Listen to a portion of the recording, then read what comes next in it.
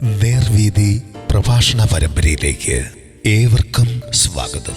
സുവിശേഷകൻ കുഞ്ഞുമോൻ തോട്ടപ്പള്ളി ഇപ്പോൾ നിങ്ങളുമായി ദൈവവചനം പങ്കുവയ്ക്കുന്നു.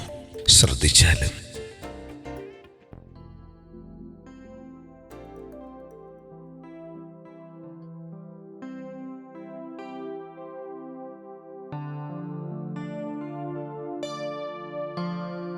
യേശു പിതാവിന് സമൻ. ദൈവനാമത്തിന് മഹത്വം ഉണ്ടാകട്ടെ. യോഹന്നാൻ സുവിശേഷം 5-ാം അധ്യായത്തിന്റെ 15 മുതൽ ഞാൻ വായിക്കുന്നത് ശ്രദ്ധിച്ചാലും. ആ മനുഷ്യൻ പോയി തന്നെ സൗഖ്യമാക്കിയത് യേശു എന്ന് യഹൂദന്മാരോട് അറിയിച്ചു. യേശു ശബ്ബത്തിൽ അത് ചെയ്യുക കൊണ്ട് യഹൂദന്മാർ അവനെ ഉപദ്രവിച്ചു.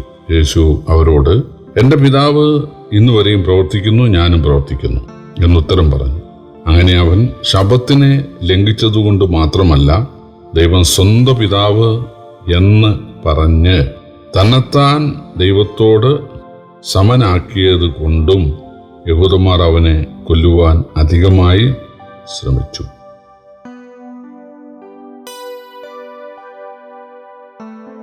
ബെഥേസ്ദാ കുളക്കരയിൽ നിന്ന് സൗഖ്യം പ്രാപിച്ച മനുഷ്യൻ തൻ്റെ കിടക്കയും എടുത്ത് ദേവാലയത്തിനുള്ളിൽ പ്രവേശിച്ചു കഴിഞ്ഞപ്പോൾ അവർ അവനെ ശാസിച്ചു, എന്താണ് നീ കിടക്കയെടുക്കുന്നത്? ശവത്തല്ലേ? പക്ഷെ അവനെ ഉപദ്രവിച്ചു ഒന്നുമില്ല. അവൻ പറഞ്ഞു, എന്നെ സൗഖ്യമാക്കിയവൻ കിടക്കയെടുത്ത് നടക്കാൻ പറഞ്ഞു. അപ്പോൾ അവർ ചോദിക്കുന്നത് സൗഖ്യമാക്കിയത് ആരാന്നല്ല, അതൊന്നും അവർക്ക് വിഷയമല്ല. ബെഥേസ്ദാ കുളക്കരയിലെ അന്ധവിശ്വാസ നിമിത്തം അനേകർ ഇങ്ങനെ വർഷങ്ങളായിട്ട് അവിടെ കിടക്കുന്നുണ്ട്. അവിടെ കിടക്കട്ടെ എന്നാണ് അവർ. നിങ്ങൾ ഈ അന്ധവിശ്വാസത്തിന് പുറകെ പോകരുത്. നിങ്ങൾ യെരൂശലേം ദേവാലയത്തിൻ്റെ ഉള്ളിൽ വന്ന് ദൈവത്തെ ആരാധിക്കുക, ദൈവത്തോട് പ്രാർത്ഥിക്കുക, അതാണ് വേണ്ടത്. നിങ്ങൾ ഈ അന്ധവിശ്വാസത്തിന് പുറകെ പോകരുത്. ഈ ദേവാലയത്തിൻ്റെ തൊട്ടടുക്കൽ ഈ ഒരു അന്ധവിശ്വാസം ഒരിക്കലും ശരിയല്ല എന്നവർ പറഞ്ഞില്ല. ഇപ്പോൾ അവൻ പറഞ്ഞു, 38 വർഷം ഞാനിവിടെ കിടക്കുകയായിരുന്നു. അപ്പോൾ അവർ ചോദിക്കുന്നത്, കിടക്കയിരുന്ന് നടക്കാൻ നിന്നോട് ആരാ പറഞ്ഞു? ഇന്ന് ശബ്ബത്താണ്. അപ്പോൾ പറഞ്ഞ ആളെ ഞാൻ കണ്ടില്ല, എനിക്ക് കൃത്യം പേരൊന്നും എനിക്ക് അറിഞ്ഞുകൂടാ. എന്നാൽ യേശു ധൈര്യമായിട്ട് അവൻ്റെ അടുക്കൽ ചെന്ന് പറഞ്ഞു, ഞാനാണ്. അപ്പോൾ അവനെ ക്വസ്റ്റ്യൻ ചെയ്ത ആളിനെ വിളിച്ചിട്ട് പറഞ്ഞു, യേശുവാണ് എന്നെ സൗഖ്യമാക്കിയത്. ഇവനെ ഉപദ്രവിച്ചില്ല, പക്ഷെ അവർ യേശുവിനെ ഉപദ്രവിച്ചു. യേശുവിനെ എന്ത് ചെയ്തു എന്ന് എഴുതിയിട്ടില്ല. എന്തുവോ തള്ളുവോ ഒക്കെ ചെയ്ത് കാണും. ഇവിടം വിട്ടു പോകാനൊക്കെ പറഞ്ഞ് യേശുവിനെ എന്തും തള്ളുകയൊക്കെ ചെയ്ത് കാണും. എനിക്കറിയാം, വളരെ ഉന്നതമായ വിദ്യാഭ്യാസമുള്ള പല ആളുകളും യേശുവിനെ രക്ഷകനായി സ്വീകരിച്ച് സുവിശേഷം പറയാനായിട്ട് തയ്യാറായിട്ടുണ്ട്. പക്ഷേ ആളുകൾ വന്നിട്ട് അവരെ വളരെ മോശമായിട്ട് അവരെ ഉന്തുകയും തള്ളുകയും അവരുടെ വസ്ത്രം വലിച്ചു കീറുകയും ഒക്കെ ചെയ്തത് എനിക്കറിയാം. എന്നാൽ ഇദ്ദേഹം ഇത്രയും പഠിപ്പുള്ള ആളാണ്. ഇദ്ദേഹം പറയുന്നത് എന്താണെന്ന് നമുക്കൊന്ന് ശ്രദ്ധിക്കാമെന്നല്ല, അയാളൊന്നും പറയണ്ട, ഇവിടെ വിട്ടുപോവുക എന്ന് പറഞ്ഞ് അവരെ ഓടിക്കുന്നതായിട്ട് അറിയാൻ കഴിയും. അങ്ങനെയാണ്. ഇത് തന്നെയായാലും ഇദ്ദേഹം 38 വർഷം രോഗിയായി കിടന്ന മനുഷ്യൻ സൗഖ്യം കൊടുത്ത ആളാണല്ലോ. അപ്പം എന്തെങ്കിലും ഒരു കഴിവ് അയാൾക്കുണ്ടല്ലോ. അതുകൊണ്ട് നമ്മൾ അയാളെ ഉപദ്രവിക്കണ്ട. നിങ്ങൾ ഈ ശബ്ബത്തിൽ കിടക്കെടുത്ത് നടക്കാൻ പറഞ്ഞ മോശമായിപ്പോയി എന്ന് ഒരു താക്കീത് കൊടുത്താൽ മതി എന്നല്ല, ഉപദ്രവിച്ചു എന്നാണ് വായിക്കുന്നത്. അപ്പോൾ യേശു പറയുകയാണ്, എൻ്റെ പിതാവ് ഇന്നും വരെ പ്രവർത്തിക്കുന്നു. പിതാവിന് ശബ്ബത്തെന്നോ അല്ലെങ്കിൽ ആഴ്ചവെളുത്തിൻ്റെ 1-ാം ദിവസമെന്നോ അങ്ങനെയില്ല. ഞാനും അങ്ങനെ തന്നെയാണ്. എൻ്റെ പിതാവ് പ്രവർത്തിച്ചുകൊണ്ടിരിക്കുന്നു.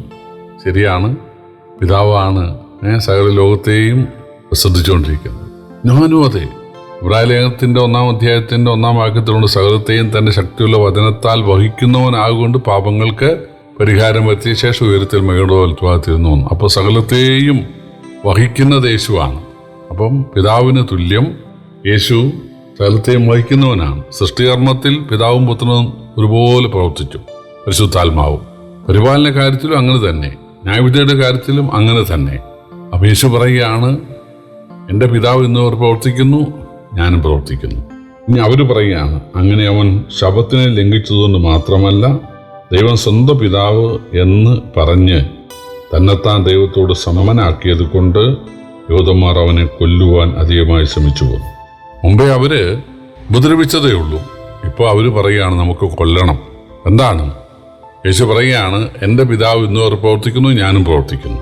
അപ്പോൾ പിതാവിന് സമനാണ് ഞാൻ പിതാവാണെന്ന് യേശു പറഞ്ഞില്ല, പിതാവ് പുത്രനാണെന്ന് യേശു പറഞ്ഞില്ല, രണ്ടും ഒന്നാണെന്ന് യേശു പറഞ്ഞില്ല. ചില ആളുകൾക്ക് പഠിപ്പിക്കുന്ന അങ്ങനെയാണ്. പണ്ട് യേശു പിതാവായിരുന്നു, പിന്നെ യേശു പുത്രനായി, അത് കഴിഞ്ഞ് യേശു പരിശുദ്ധാത്മാവായി, അങ്ങനെയൊക്കെ പറഞ്ഞ ആളുകളുണ്ട്. ദൈവത്വത്തിൽ ഒരാളത്തേ ഉള്ളൂ.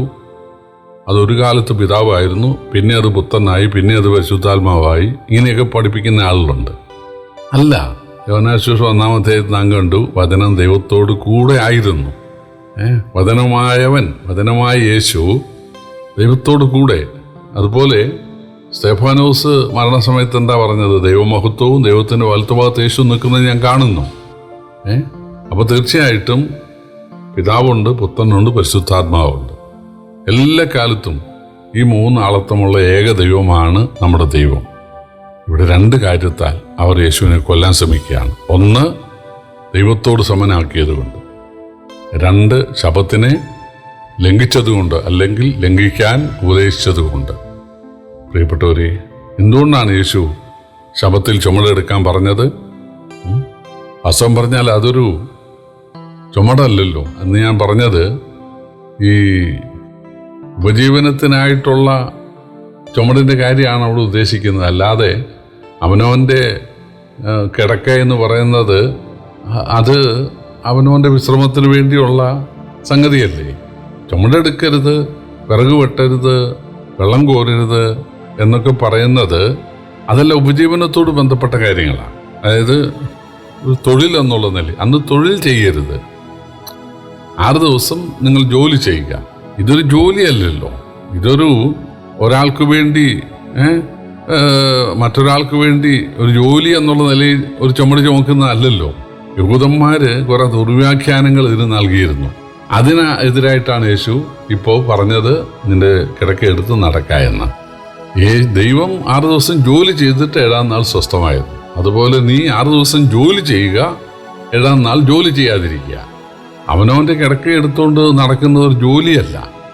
കർത്താവ് നമ്മെ സഹായിക്കട്ടെ. യേശു ശരിയായ ഉപദേശം പറഞ്ഞു, അത് ആൾക്ക് മനസ്സിലായില്ല.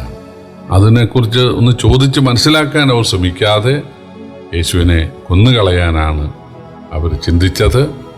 പ്രിയപ്പെട്ടവർ, എല്ലാ കാലത്തും മനുഷ്യരങ്ങനെയാണ്. വിശദീകരണങ്ങൾ ചോദിക്കുകയല്ല, അവർ കൂടാതെ ഒന്ന് ചെയ്ത് കൊല്ലാൻ ഒരുങ്ങുകയാണ്. യേശുവിനോട് അങ്ങനെയാണ് പെരുമാറിയതെങ്കിൽ യേശുവിൻ്റെ ശിഷ്യന്മാരോടും അങ്ങനെ തന്നെയാണ്. കർത്താവ് നമ്മെ സഹായിക്കട്ടെ. കർത്താവിൻ്റെ വലിയ നാമം വാഴ്ത്തപ്പെടുമാറാകട്ടെ.